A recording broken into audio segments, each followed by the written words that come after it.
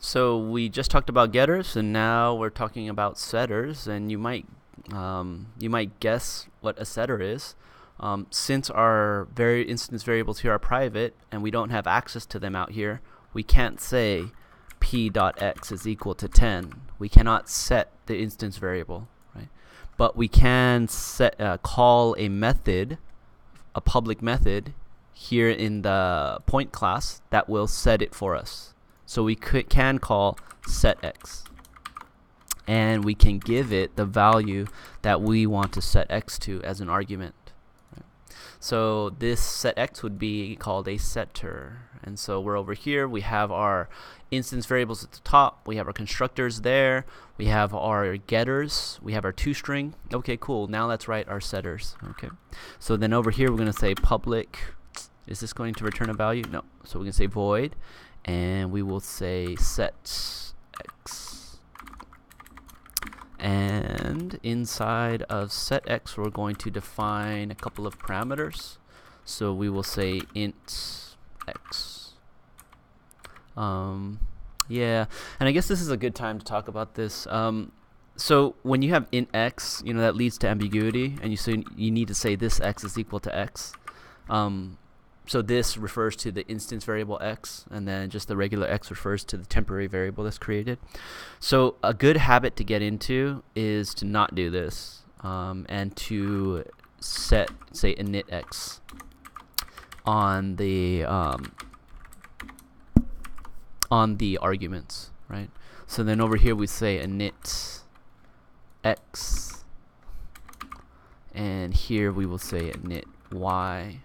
And then here we won't mess with this. Let's just try our best not to mess around with this. Okay, just to take that out of the equation, right? And to not have it be something that we need to think about. Let's just not use this. And then here you could just say like, I don't know, give it set x would be new x, right? And then we'll say new x. Okay. Yeah, and that's all that there is to it, right? So again, x is an instance variable, so we don't have access to it out here. So we need to create a method called setX that will take in an argument, and new x will be equal to 10, and then my instance variable x will be equal to 10, and I'll be good to go, right? So we can prove that works by doing system.out.println p, and we can run that.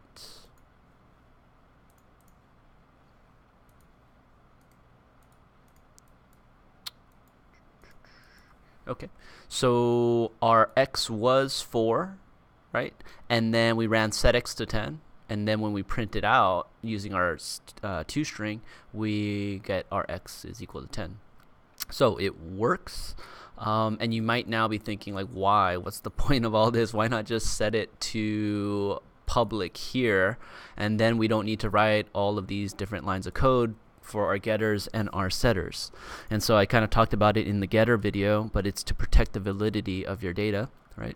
So let's assume for this point class, it's part of a new gaming module that we're creating for Java, right?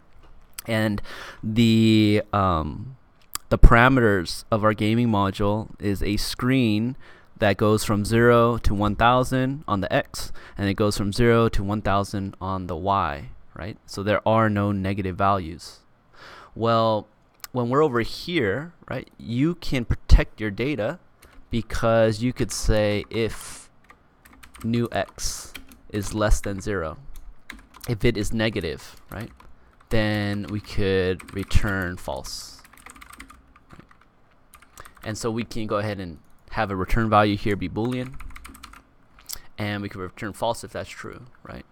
And then we could say else if, right, new x is greater than 1000. Oh, I guess I could put this in the same Boolean expression right here. And we could say and, right, we'll return false. And then we could say else, go ahead and set the x to the new x.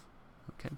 So then this way we're protecting our data and ensuring that other methods that we're going to create out here are all working under the same understanding that every point that's created in this gaming module is going to be within the defined parameters of 0 to 1000 on the X and 0 to 1000 on the Y.